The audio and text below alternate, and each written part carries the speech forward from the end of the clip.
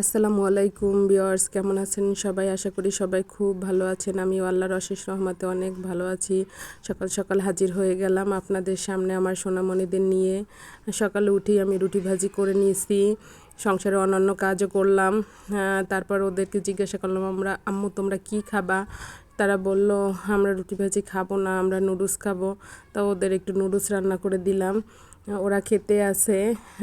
আমি এই ফাঁকে রান্নাঘরে এসে দেখলাম ওই গরু মাংস যেটা ভিজিয়ে রাখছিলাম ওইটা ছাড়ছে কিনা, দেখলাম ছেড়ে গেছে। সেইগুলো ধুয়ে টুয়ে নিলাম, ভালো করে ছোট ছোট করে কেটে কুটে ধুয়ে নিলাম আলুগুলো, আর কোটাকুটিও করে নিয়েছিলাম।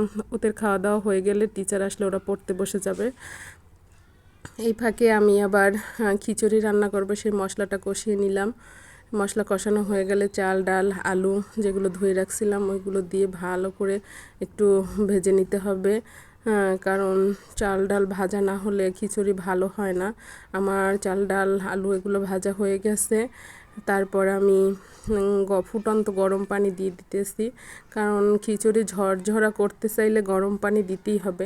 গরম পানি না দিলে কিন্তু খিচুড়ি সুন্দর ঝরঝরা হয় না।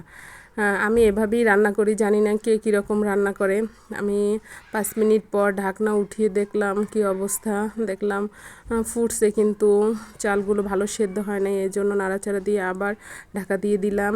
এই ফাঁকে আমি গরুর গোস্তগুলো নিয়ে নিলাম, তার ভিতরে দিয়ে দিলাম 1 কাপ পেঁয়াজ কুচি, রসুন বাটা, আদা বাটা, জিরা, ধনিয়া বাটা, ধনিয়া বাটা দিয়ে দিলাম। একটু কাঁচামরিচও দিয়ে দেব। অনেকে মাংসে কাঁচামরিচ দেয় না, বাট আমার কাছে দিলে একটু ভালো লাগে। তারপর দিয়ে দিলাম শুকনো মরিচের গুঁড়া, হলুদের গুঁড়া, লবণ। তারপর দিয়ে দিলাম এলাচ, দারচিনি, লবঙ্গ, গোলমরিচ, তেজপাতা, এগুলো দিয়ে ভালো করে মিশাইতে হবে। আসলে মাখানোটা যত ভালো হবে মাংসর টেস্ট অত ভালো আসে। যদি আপনারা পারেন আধা ঘন্টা আগেই এটা ম্যারিনেট করে রেখে দিবেন, কিন্তু আমার সময় ছিল না, এই জন্য আমার মেখে মুখে তাড়াতাড়ি বসাতে হবে, যেহেতু জুম্মাবার। আমি আজকে প্রেশার কুকারে রান্না করব। প্রথম ইন্ডাকশনের উপর প্রেশার কুকারটা দিয়ে দিলাম।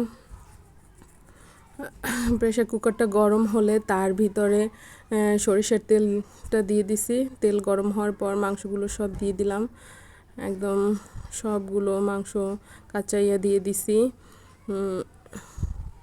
মাংসটা দেওয়ার পর নাড়াচাড়া দিয়ে প্রেশার কুকারের ঢাকনাটা উপর দিয়ে একটু দিয়ে রাখলাম।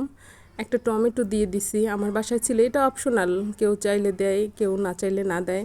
আপনাদের মনে হলে দিবেন, না হলে নাই। আমি এভাবেই রান্না করি, বাট আমার চাইতেও অনেকে অনেক ভালো রান্না করতে পারেন জানি। এই যে দেখেন অনেক ঝোল বের হয়েছে, এই ঝোলগুলো আমি কষাতে কষাতেই টানাই ফেলেছি। দেখেন মাংসগুলো কষানো হয়ে গেছে, তেল উপরে উঠে গেছে। এখন আমি এই মাংসটা সেদ্ধ হতে যে পরিমাণ পানি লাগবে, ঝোল আর কি, সেটা দিয়ে দিছি। তারপর প্রেশার কুকারের ঢাকনাটা দিয়ে সিটি দিয়ে নেব। মাংসটা যখন 80% সেদ্ধ হয়ে গেছে তখন আমি ঢাকনা খুলে আলু দিয়ে দিলাম। আলু দিয়ে আবার আমি প্রেশার কুকারের ঢাকনা লাগাই দিলাম।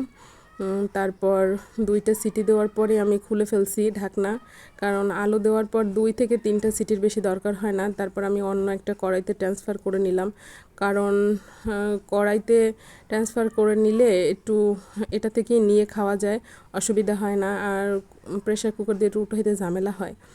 যাই হোক, এই হয়েছে আমার খিচুড়ির ফাইনাল লুক। আমার খিচুড়িটা অনেক ঝরঝরা হয়েছে মাশাল্লাহ। এই আমাদের দুপুরের খাবার। আল্লাহর কাছে অনেক শুকরিয়া আমাদের নসিবে আজকের এরকম সুন্দর খাবার লেখার জন্য।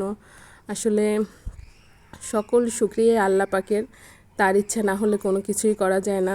এই জুমাবারে সবাইকে একটু ভালো মন্দ খাওয়ানোর চেষ্টা করি, যেহেতু আমার মেয়েদের গরুর মাংসটা খুব পছন্দ, এই জন্য একটু চেষ্টা করি মাঝে মাঝে ওদের ভালো মন্দ খাবারের দিতে।